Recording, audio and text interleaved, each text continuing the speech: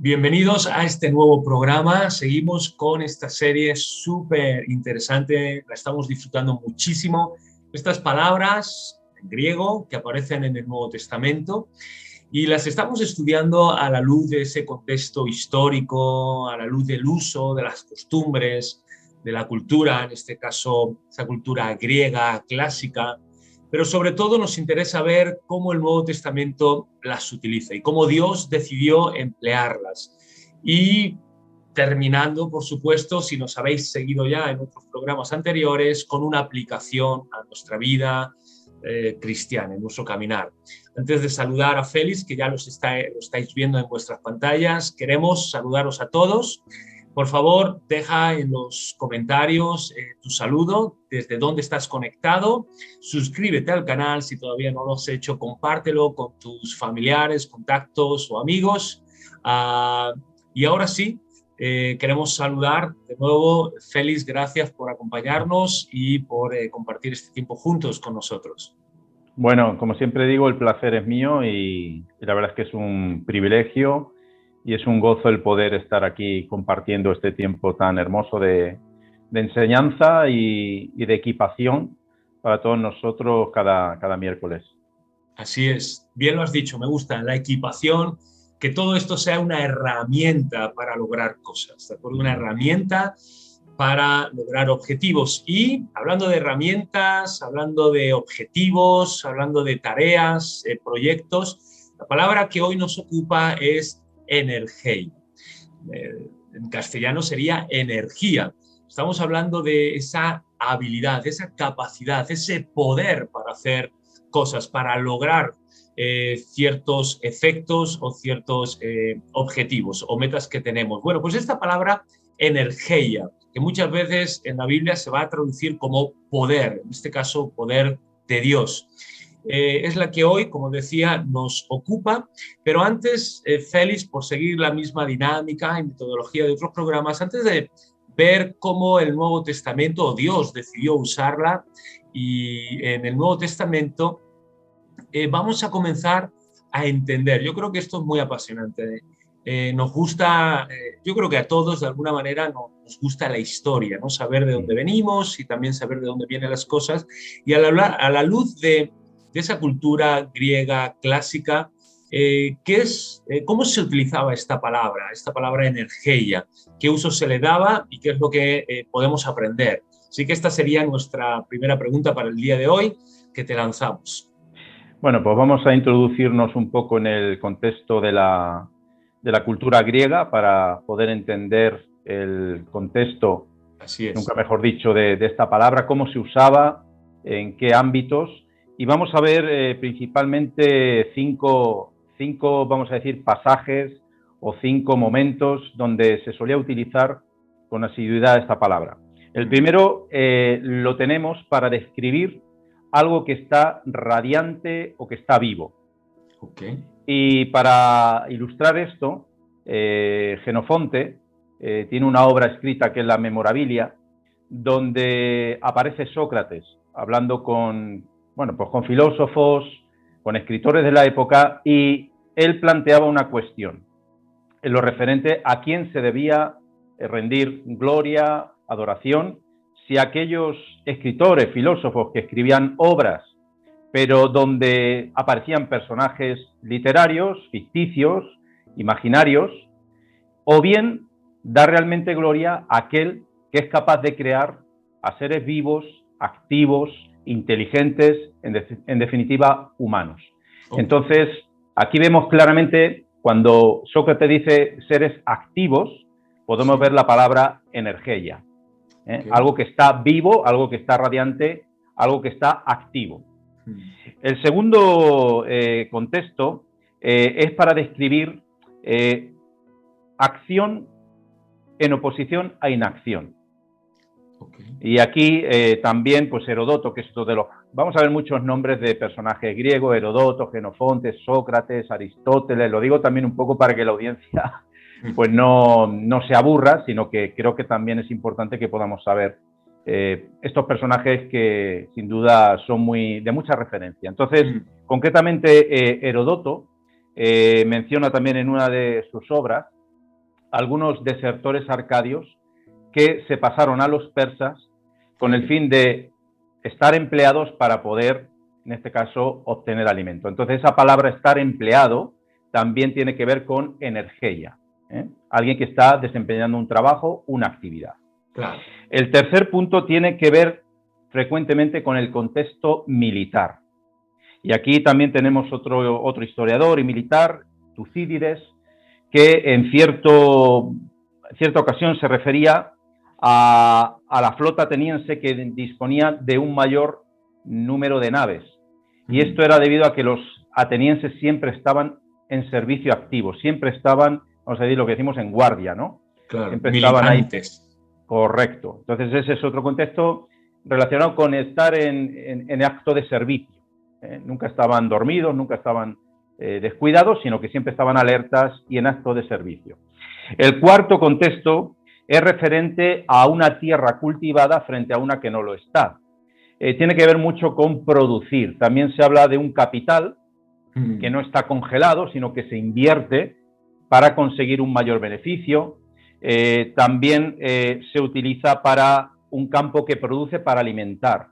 Y me ha gustado mucho una cosa que viene aquí en nuestra lección, y es que había una ley que era la ley de Pisístrato, que era contra la haraganería. Y dice que una vez que esta ley se puso en funcionamiento, bueno, el campo produjo muchísimo y la ciudad también estuvo mucho más tranquila. Claro, como no estaba llena de haraganes y de vagos, claro, sino que se pusieron a producir, pues la ciudad también estaba mucho más tranquila. Y también, el quinto contexto donde aparece esta palabra tiene que ver con una mina en plena producción, bueno, y aquí sería también el capital. Aquí es donde aparece lo del capital, que no está congelado, sino que está produciendo. También se habla en los papiros de un molino que está en movimiento, que está activo. Y también en la Septuaginta, que recordemos que es la versión griega del Antiguo Testamento, tiene que ver o se presenta como un día laborable frente o en contraposición al Sabbat, que era un día donde no había que hacer ningún tipo de trabajo. Claro, que estaba prohibido. O sea, que vamos viendo, Félix, que esta palabra energía, que luego Dios la va a utilizar para expresar su actividad o su poder en acción, vemos, por hacer un brevísimo resumen, que tiene que ver con la capacidad de estar vivo, esa vitalidad, con la capacidad de estar activos, esa acción, con la capacidad de estar alerta, militantes, no dormidos o distraídos, y como bien decías, la capacidad de producir. Pero aquí me surge una pregunta, porque muchas veces vemos mucho poder o mucha potencia, ¿no? Esa potencia activa o manifiesta. Pero la pregunta que me surge es ¿cómo es este poder? Es decir, ¿es un poder alocado? ¿Es un poder desbocado? ¿Es un poder caótico? ¿Es un poder que arrasa y que no tiene ningún tipo de fin, de objetivo? Es como, no sé si recuerdas, Félix, yo creo que la audiencia lo habrá visto, estos anuncios, ¿no? De que puedes tener un coche increíblemente con un motor de muchísima potencia, pero el anuncio enfatizaba las ruedas y decía potencia sin control no sirve de nada y al final es un desastre, ¿no? Lleva siempre a los accidentes. Así que este tipo de poder es un poder que arrasa, caótico, desbocado, o es un poder que persigue ciertos fines y tiene ciertos objetivos. Lo que hace particular esta palabra, energía, es que no es un poder caótico, no es una fuerza que se lanza o una bala en el aire que no sabemos hacia dónde va, sino que tiene una eficacia y tiene un propósito determinado, definido. Entonces, lo que le hace, por eso me gusta, porque tiene esa peculiaridad y esa particularidad, es decir, es una fuerza, es una actividad, pero con un propósito definido, tiene que cumplir un propósito definido. Bueno. Y lo mismo, vamos a ver varios ejemplos. El primero tiene que estar relacionado con la medicina, y yo creo que la mayoría conocemos a Galeno. Galeno Sí. es un famoso médico. De hecho, los médicos actuales, hasta hace, bueno, hace algunos años a los médicos se les conocían como galenos. Es verdad. Y quizá hoy en día lo sigan usando, no lo sé. Pero Galeno en sus escritos o en sus obras utiliza energía en dos sentidos, en dos vertientes. Una, relacionado con la acción de una medicina o de una droga, que se suministra al paciente no para ver qué pasa, sino que se le da la medicina concreta porque se sabe que va a cumplir cierto fin. Claro. Y luego también está referida a la cirugía. En este sentido, significa llevar a cabo una operación. Entonces vemos que también hay un propósito, no se opera a la gente simplemente por operar, sino porque hay una causa que requiere practicar una cirugía. Entonces Galeno lo utiliza en esos dos sentidos. En segundo lugar tenemos también a Aristóteles, ya hemos dicho que son de los personajes que siempre van a aparecer a lo largo, seguro, de los estudios que estamos dando. Y en sus escritos de ética, él, Energeia, lo enmarca significando aquello que es activo, eficaz, frente a aquello que es solamente potencial. Sí, es muy típico de Aristóteles ese pensamiento. Correcto. Entonces, uno puede tener muchos dones, uno puede tener muchos talentos, muchas habilidades de manera potencial, pero lo que esta palabra está indicando y lo que Aristóteles marca es que eso se tiene que poner en acción. Claro. Eso se tiene que llevar a cabo. Es decir, nosotros como creyentes, luego lo vamos a ver, nuestros dones y talentos Dios nos los da no para que los exhibamos, para que como medallitas, ¿no?, de los militares, claro, sino para que los pongamos en acción.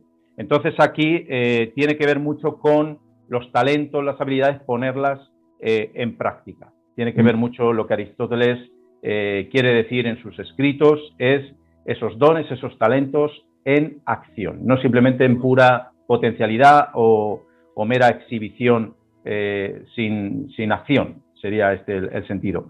Luego tercero tenemos Polibio es otro personaje, es uno de los grandes historiadores, de los primeros grandes historiadores de la época, y utiliza la palabra energía para una acción enérgica y eficaz a la hora de llevar a cabo una campaña militar. Es decir, se va a llevar a cabo una guerra, se va a llevar a cabo una batalla. Entonces, Energeia, pues uno no sale al frente simplemente a pelear, sino que va con un propósito, con una fuerza muy medida, claro, en este caso estudiada, para poder llevar a cabo una acción, una campaña militar efectiva. Entonces, en suma, lo que vemos es que es una demostración del poder por medio de los hechos. Y ya si lo vamos afinando un poquito más, sería no solamente bondad, talentos, dones, sino que deben ir acompañados, en este caso, de hechos. Entonces es una acción dirigida, pero con un propósito. Eso, en ese sentido, es como lo podríamos definir en el contexto griego. Y esto, claro, cada vez más y más, Félix, nos va apuntando y nos va llevando al uso que esta palabra se le da en el Nuevo Testamento, porque claro, ya Energeia, ese poder en acción, pero eficaz porque tiene un propósito y un fin, no alocado, como decíamos, o desbocado, apunta mucho ya a ciertos atributos de Dios mismo. Apunta hacia una omnipotencia, a un poder, ¿de acuerdo?, de Dios, pero también apunta a esa sabiduría, a esa inteligencia también de Dios. Así que nos permite ya, o nos permitimos, dar el paso para entrar ya en la Biblia, en el Nuevo Testamento. ¿Cómo aparece esta palabra o dónde aparece, Félix? Porque yo creo que a todos los que leemos la palabra, vamos a empezar a ver dónde aparece esta palabra, energía, poder de Dios en acción de una manera eficaz. Muy bien, esta palabra la vamos a encontrar como sustantivo o nombre y también como verbo en el Nuevo Testamento. Como nombre sustantivo la vamos a ver apareciendo como operación, actividad, poder, potencia. Es como principalmente la vamos a encontrar. Esta palabra aparece 9 veces en el Nuevo Testamento, y concretamente los escritos del apóstol Pablo. Va a aparecer ahí de manera exclusiva. Y, por ejemplo, lo tenemos en Efesios 1, 19 y 20, donde se nos habla de la operación del poder de Dios, en este caso, para resucitar a Cristo Jesús de los muertos. Wow. Entonces, como vemos que no es una energía que se lanza como una bala al viento a ver dónde cae, sino que tiene un propósito, en este caso, de parte de Dios muy concreto, muy específico, que era resucitar a Cristo, Jesús de los muertos, vencer a la muerte, vencer al pecado y poder, en este caso, ser ese Salvador eficaz para todos nosotros. En Efesios 3:7 nos habla de la operación, de la energía, del poder de Dios para capacitar, en este caso, a los creyentes para la obra del ministerio. Wow. Y Pablo ahí menciona que la misma gracia, el mismo poder que obró en Pedro para ser constituido como apóstol de los judíos, pues de la misma forma, ese mismo poder de Dios obró en Pablo para constituirlo, en este caso, apóstol, pero para los gentiles. En Efesios 4:16 describe, en este caso, el poder o la actividad de Dios, pero que se manifiesta a través de los miembros de la Iglesia. Fíjate. Para mantener la cohesión, para mantener la unidad, para provocar, en este caso, el crecimiento. Entonces, esto también es muy, muy interesante. Sí, súper. Luego, en Filipenses 3:21, habla también del poder, en este caso, de Jesucristo, y Pablo hablaba de esa certeza de que este cuerpo que se desgasta, este cuerpo afectado, en este caso por el pecado, bueno, el poder, en este caso de Dios, será capaz de transformarlo en un cuerpo glorificado, en un cuerpo semejante, en este caso, al de la gloria de Cristo. Y en Colosenses 1:29 se refiere también a la propia predicación del apóstol Pablo, que no fue por palabras persuasivas, por fábulas, sino que en este caso iba acompañada de poder. Iba acompañada de poder, y eso fue lo que provocó, pues, la salvación, en este caso, pues, de los colosenses, y lo diferencia, pues, de simplemente un talento para hablar bien, lo que hemos hablado antes, ¿no? Sino que eran dones en acción, respaldados por el poder de Dios. Y qué interesante que a veces ese poder se expresa de manera inmediata, es decir, directa, de Dios, en alguna acción, en alguna intervención, pero qué interesante que a veces ese poder de Dios es a través de, en este caso puede ser hombres, ¿no? El poder de Dios actuando en las personas, en los creyentes, y a través de ellos, con un fin, como puede ser la edificación de la iglesia, o a través de la propia palabra de Dios, ¿no? A través del evangelio, de la predicación, de la verdad, el poder de Dios, ese poder de Dios, pues, liberando y trayendo esa libertad, ¿no?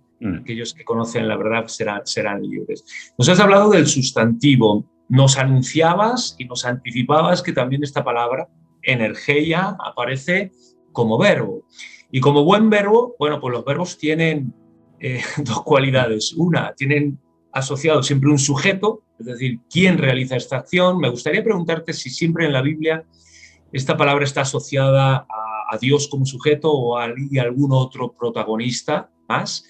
Y también el verbo, la segunda cualidad de los verbos es que definen acciones, ¿de acuerdo? Entonces, ¿qué nos puedes decir de los sujetos, ¿de acuerdo? De quién realiza la acción y de las propias acciones, ¿no? que este poder realiza.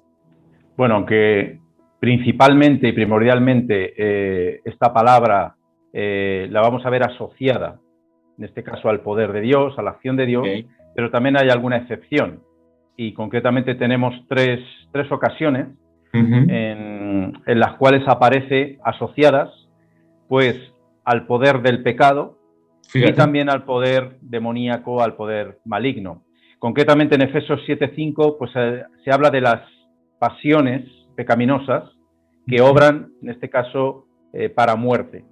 En Romanos 7:5 Pablo habla de esa lucha, habla del pecado que todavía opera en los miembros, de las obras de la carne, pero que en este caso son o dan lugar a un fruto de muerte. Esa sería una primera excepción. Luego tenemos también Efesios 2:2, que se usa con respecto, dice, al espíritu que opera en los hijos de desobediencia. Evidentemente sabemos que no es el espíritu de Dios. Sabemos que es el espíritu de este mundo, el espíritu del maligno, el espíritu del Dios de este siglo. etcétera, etcétera. Y luego en 2 Tesalonicenses 2:7, que tiene que ver con un contexto de la venida del anticristo, Pablo dice, ya está en acción el ministerio de la iniquidad. Entonces, esa palabra, ese verbo estar en acción, tiene que ver en este caso pues con la futura venida del anticristo. Entonces, estas serían los tres usos donde no se circunscribe a la acción o al poder de Dios. Claro, y que no podemos olvidar que el pecado, la carne, propio enemigo, diablo, tienen un poder y que su poder también tiene una finalidad, ¿no? Totalmente, sí. Lo único que, claro, sabemos y entendemos, como comentabas, que nada tiene que ver con el poder de Dios y que obviamente son poderes limitados, ¿no? No como el de Dios, que es ilimitado, que está por encima. Y ya en lo referente al obrar, pues ya vemos otras acepciones que sí tienen que ver ya con el obrar del poder de Dios. Lo vemos, por ejemplo, en los milagros de Jesús. Eso lo vemos en el Nuevo Testamento. De hecho, pues incluso una vez muerto Juan el Bautista, Herodes y otros, cuando veían obrar a Jesús, pensaban, dice, oye, este debe ser los poderes de Juan el Bautista, ¿no? Que de alguna manera están operando en este Cristo, en este Jesús, ¿no? Entonces se lo atribuían en este caso a Juan el Bautista. Y también vemos ese mismo poder obrando en la Iglesia, obrando en este caso pues a través de maravillas, de prodigios que Dios sigue haciendo en su Iglesia. Luego, una tercera acepción es cuando se usa con respecto al poder que actúa en la vida cristiana. Y lo vamos a ver, por ejemplo, en Corintios, en las cartas a los Corintios, concretamente 2 Corintios 1:6, dice Pablo que la salvación dice, se hace eficaz, opera, en este caso a través de las aflicciones y a través de los sufrimientos. Ahora, esto no significa que somos salvos sufriendo, o sea, por esas obras, buscando, vamos a decir, deliberadamente el que nos martiricen, el que nos peguen, sino que la salvación, en este caso el poder de la salvación, opera, pues, en este caso a través de las aflicciones. Y ya en otras lecciones hemos visto esto, ¿no? Claro. Sería un poco como que el poder de Dios se perfecciona en nuestra debilidad. Claro. Como Dios se puede manifestar. Y eso pues va a acarrear pues debilidad en la carne, eventos adversos, persecuciones, etcétera, etcétera. Claro. Otro aspecto sería, dentro de este poder que actúa en la vida cristiana, es, ya lo hemos dicho, la presencia del poder de Dios en los predicadores, en los ministros y también pues dotando a la Iglesia de dones y talentos. Es que no lo podemos separar. Claro. No podemos separarlo. O sea, si no es el Espíritu Santo el que actúa, si no es el poder de Dios, pues indudablemente no van a tener un impacto. Se van a quedar en meras exhibiciones, pues vacías, y que no van a impactar la vida de la gente. Eso es. Y luego también se usa con respecto al poder de la fe expresada a través del amor. Esto lo vemos en Gálatas 5:6. También lo vemos en la oración eficaz del justo en Santiago, capítulo 5. Y también la palabra de Dios que actúa, en este caso, en los creyentes. No simplemente se quedan con un mensaje, sino que esa palabra produce un fruto en los creyentes y lo vemos en 1 Tesalonicenses 2:13. Una cuarta acepción se emplearía en cuanto al control mediante el cual Dios opera según su voluntad. Y esto lo vemos en Efesios capítulo 1. Dice que en él fuimos predestinados según el propósito de aquel que hace todas las cosas según el designio de su voluntad. ¿Y esto de qué nos habla? Que Dios sustenta y sostiene todo el universo con su poder. Nada está descontrolado, nada actúa de manera arbitraria, sino que todo, absolutamente todo, está sujeto, en este caso, al poder y al designio de Dios. Y una quinta acepción también se utiliza respecto de la muerte que actúa en Pablo para que los corintios tengan vida. Aquí lo vemos en 2 Corintios 4:12. Es decir, el ministerio de Pablo, sabemos que estuvo acompañado de persecuciones, de aflicciones, de adversidades, pero todo eso no era una pérdida de energía en vano, sino que redundaba en que el Evangelio se propagase y que los hermanos también fueran, en este caso, edificados, motivados, consolados. Es decir, vemos que la aflicción, pues en este caso redundaba para vida de los hermanos en la fe. Claro, claro. Y como comentabas, ese poder de Dios, o esas debilidades o sufrimientos que experimentamos, quebrantamientos, por así también llamarlo o decirlo, pues perfeccionan nuestra vida, ¿no? Y al mismo tiempo que en medio de ese quebrantamiento, de esa aflicción, el poder de Dios también no solamente nos perfecciona, sino que nos sustenta, ¿no? Y nos mantiene.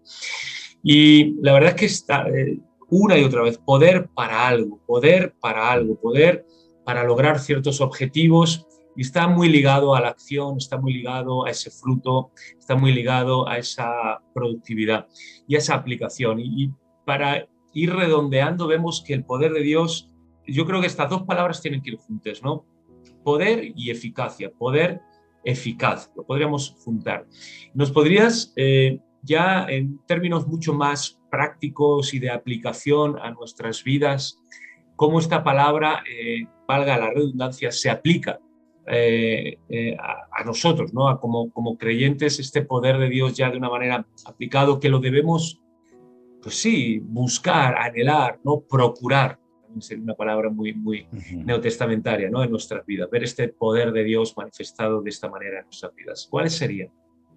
Bueno, aunque hemos visto que hay una serie de acepciones que tienen que ver con el poder del mal, operando, obrando, actuando, también el poder del pecado, principalmente, vuelvo a incidir, se aplica al poder eficaz de Dios. Eso es lo que vamos a ver mayoritariamente. Entonces, la primera aplicación, bueno, el poder de Dios es eficaz para resucitar de los muertos. Y lo vemos en la vida de Cristo Jesús. En la vida de Cristo Jesús. Y eso garantiza una victoria sobre la muerte y sobre el pecado.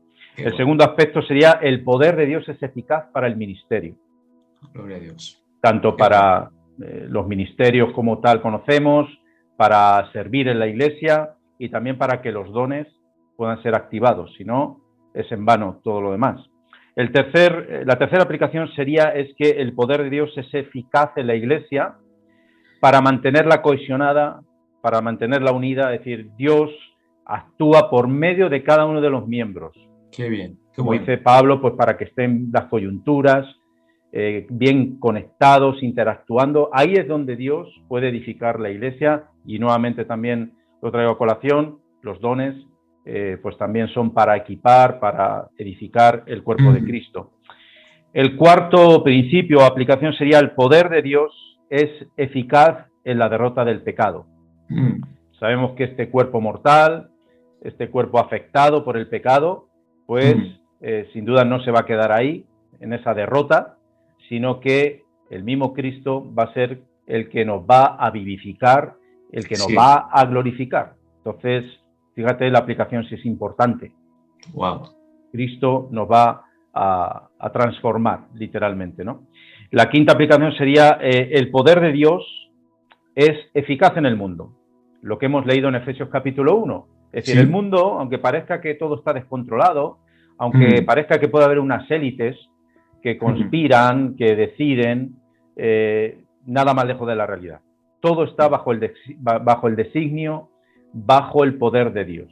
Entonces, nada se escapa de su control, y aunque vemos cosas que son desagradables o que no nos puedan parecer correctas, pero todo obedece a un designio y todo está sujeto bajo el poder eficaz de Dios.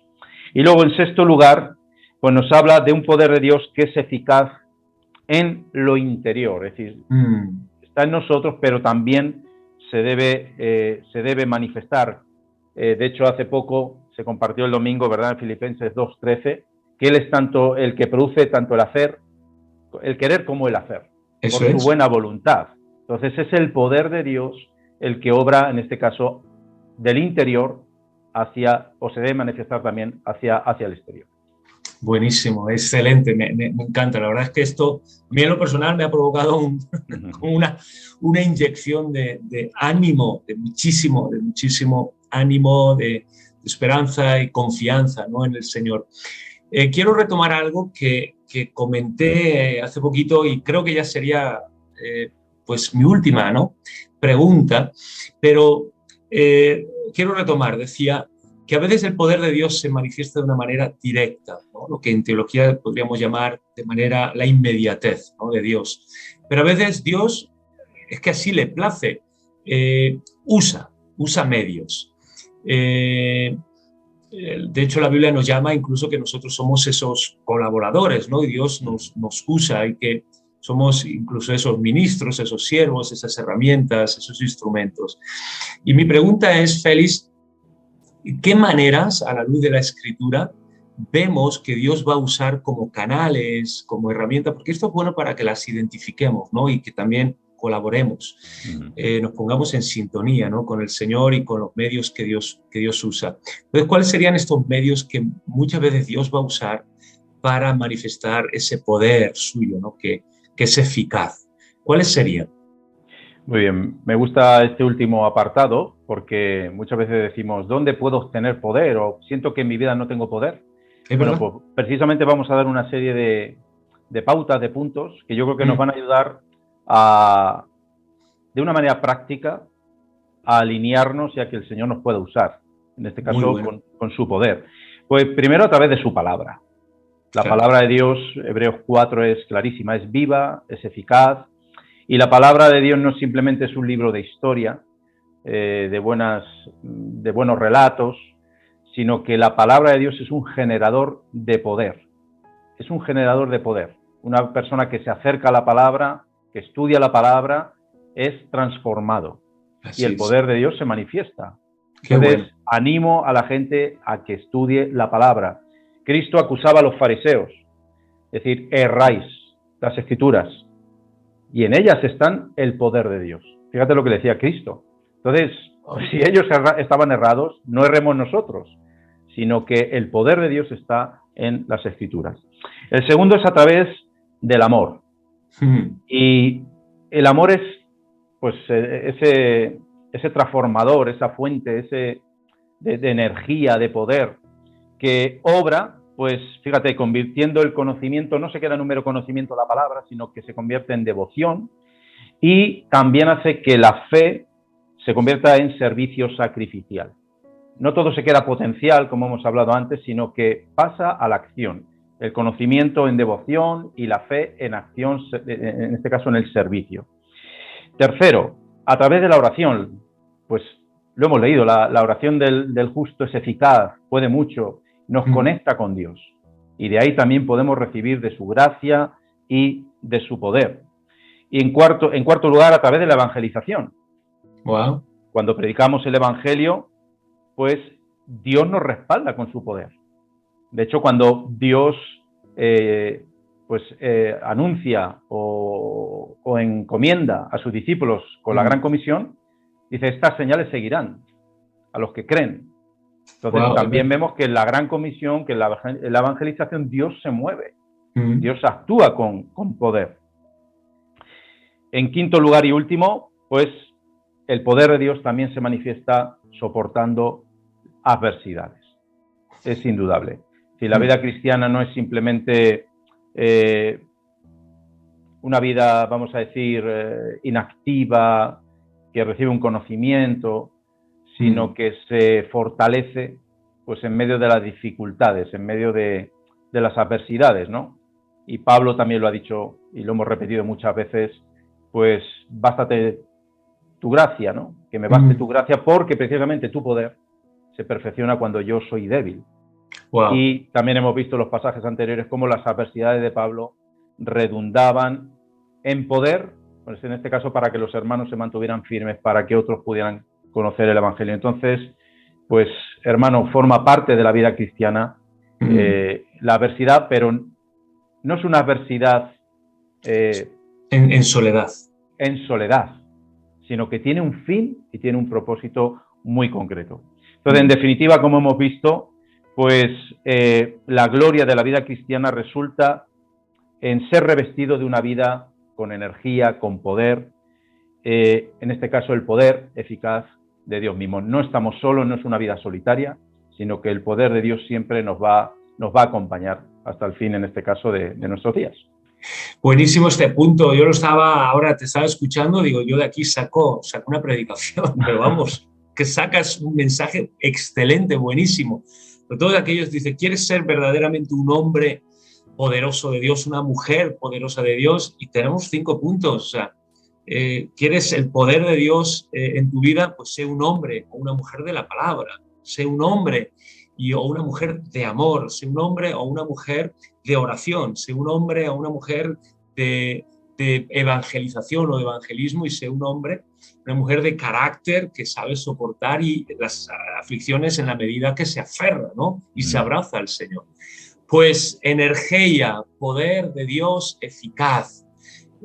Ha sido extraordinario, Félix. Llegamos al final, la verdad es que se me ha hecho cortísimo, pero ha sido extraordinario el poder ahondar en esta palabra y verla, cómo es tan sumamente práctica, cómo la podemos aplicar en nuestras vidas, y sobre todo nos hace alzar nuestros ojos a nuestro Dios y ver que Él tiene todo el poder y también toda la sabiduría. Así que Él tiene el querer y el hacer, como veíamos. Él puede hacer las cosas y Él quiere hacer las cosas y Él sabe cómo hacer las cosas, y en eso podemos descansar como sus hijos y como su pueblo. Pues, Félix, nos toca despedirnos. Como siempre, pues decir que a todos los que nos estáis siguiendo, deja tus comentarios, deja tus opiniones, y nos emplazamos pues a la siguiente semana, que seguiremos aprendiendo más de la palabra de Dios y de estas palabras en griego que aparecen en el Nuevo Testamento. Así que, Félix, ahora sí, nos toca decir adiós a toda Hasta nuestra luego. audiencia. Que el Señor nos bendiga, seguimos unidos y conectados hasta la semana que viene.